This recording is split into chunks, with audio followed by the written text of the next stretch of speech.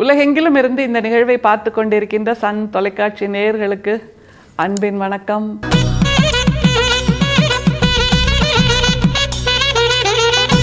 இது ஆண்டாள் மாதம், மார்கழி மாதம், திருப்பாவை மாதம். மார்கழி திருப்பாவை என்ற சன் தொலைக்காட்சி கொண்டாட்டத்தில் நாம் அனைவரும் இணைந்திருக்கிறோம். இன்றைக்கு பாசுரம் 26, 27.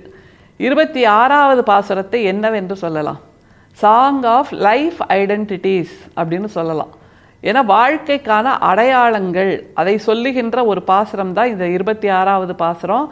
நாம் எல்லாம் நினச்சிட்டு இருக்கோம், ஒரு ஃபிக்ஸடாக சிந்தனை, பொது புத்தின்னு சொல்லுவோம்ல, அதில் வாழ்க்கைக்கான அடையாளம்னா சோறு, தண்ணி, உறக்கம், விழிப்பு, அப்புறம் உடைகள், இருக்கிறதுக்கு ஒரு சின்ன வீடு அப்படின்ட்டு. அப்படி இல்லை என்று ஒரு புதிய சிந்தனையை நமக்கு கொடுக்கின்ற பாசுரம்தான் ஆண்டாளின் இந்த 26வது பாசுரம். அவளோடு பயணிக்கலாம். மாலே மணிவண்ணா மார்கழி நீராடுவான் மேலையார் செய்வினைகள் வேண்டுவன கேட்டியேல் ஞாலத்தை எல்லாம் நடுங்க முரல்வன பாலன்ன வண்ணத்து உன் பாஞ்சஜன்யமே போல்வன சங்கங்கள் போய் பாடுடையனவே சால பெரும்பறையே பல்லாண்டு இசைப்பாரே கோல விளக்கே கொடியே விதானமே ஆலின் இலையாய் அருளேலோர் எம்பாவாய்.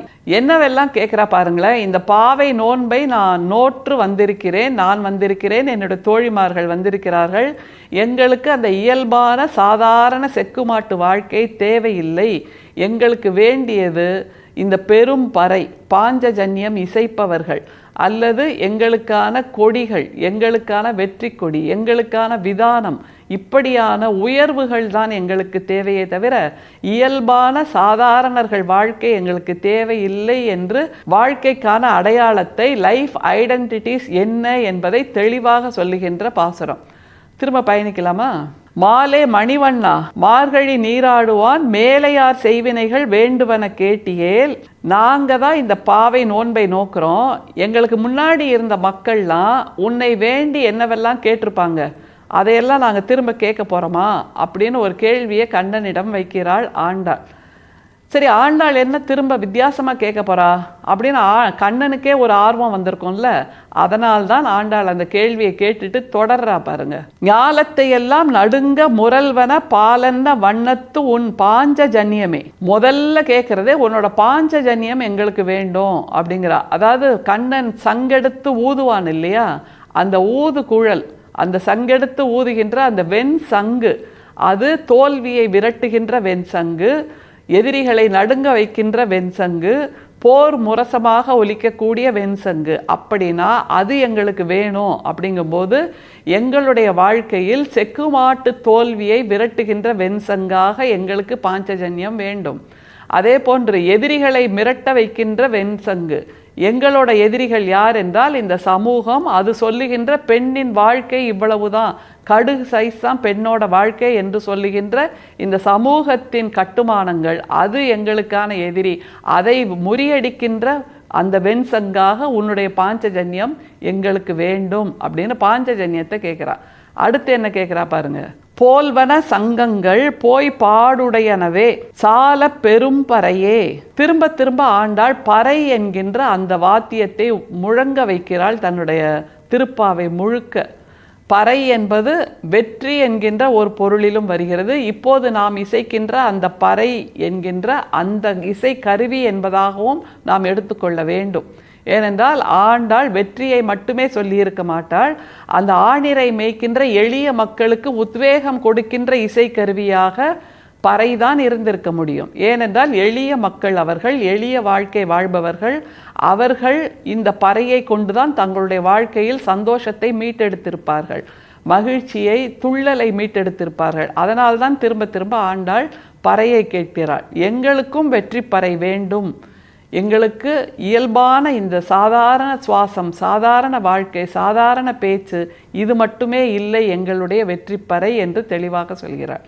அடுத்தது பல்லாண்டு இசைப்பாரே கோல விளக்கே கொடியே விதானமே, எங்களையும் மக்கள் வாழ்த்த வேண்டும், சாதனை செய்திருக்கிறோம் என்பதாக கோல விளக்கு எங்களுக்கு வேண்டும், கொடியே எங்களுக்கான விதானங்களில் பறக்கின்ற வெற்றி கொடி வேண்டும் என்று அடுக்கடுக்காக கேட்கிறாள்.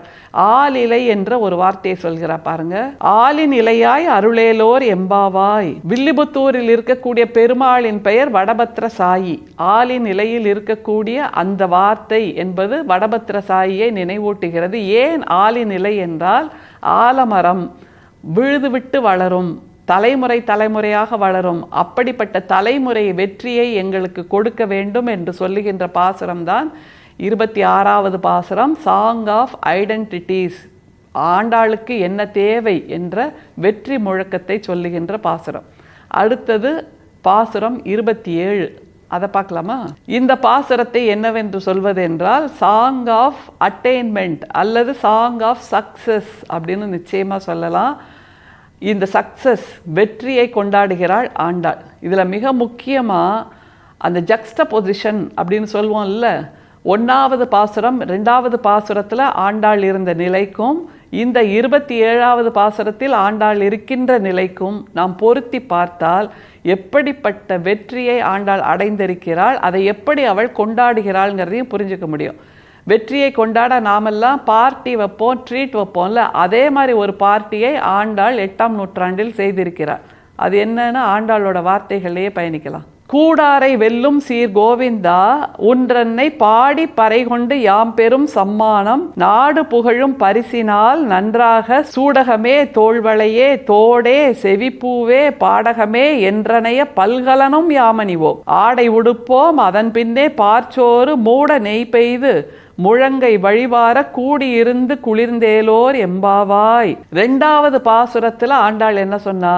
நெய்யுண்ணோம் பாலுண்ணோம் நாட்காலே நீராடி மையிட்டெழுதோம் மலரிட்டு நாமுடியோம் அப்படின்னு சொன்னா. ஆனால் இந்த பாசுரத்தில் காதுகளில் அணிகின்ற அணிகலன்கள், தோளில் அணிகின்ற அணிகலன்கள், கையில் அணிகின்ற அணிகலன்கள், உடம்பு முழுக்க அணிகின்ற பல்கலன் எல்லாவற்றையும் வேண்டும்னு அணிஞ்சுக்கிறார். அப்படின்னா நான் நினைத்த காரியத்தை முடித்து விட்டேன், இனிமேல் எனக்கு துறவற வாழ்க்கை தேவையில்லை, இனிமேல் என்னுடைய மனம் சலனப்படாது, என்னுடைய வெற்றியை முதல் வெற்றியை அடைந்து விட்டால் அதற்கப்புறம் எல்லாரும் அந்த வெற்றியின் பின்னால் தொடர்ந்து சென்று கொண்டே இருப்பார்கள். ஒரு வெற்றி அடைஞ்சாச்சுங்க போதும், இதுக்கு மேலே எனக்கு வேண்டாம் அப்படின்னு யாரும் சொல்ல மாட்டார்கள்.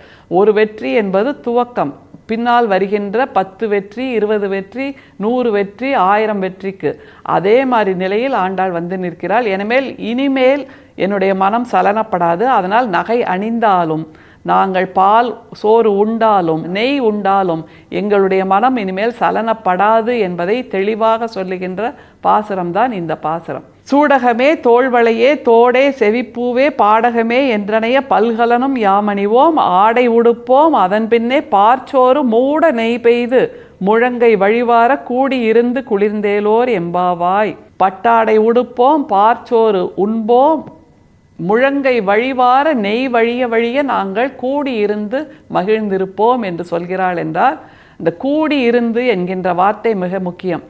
கண்ணனை கொண்டாடுகின்றவர்கள் புராணத்தை கொண்டாடுகின்றவர்களை மட்டுமே கூடியிருக்க வேண்டும் என்பதாக இல்லாமல் புதிய சிந்தனை செய்கின்ற புதிய தலைமுறை இளம் தலைமுறையையும் கூடியிருக்க வைக்க வேண்டும் என்பதுதான் ஆண்டாள் சொல்லுகின்ற இந்த திருப்பாவையின் அழகு.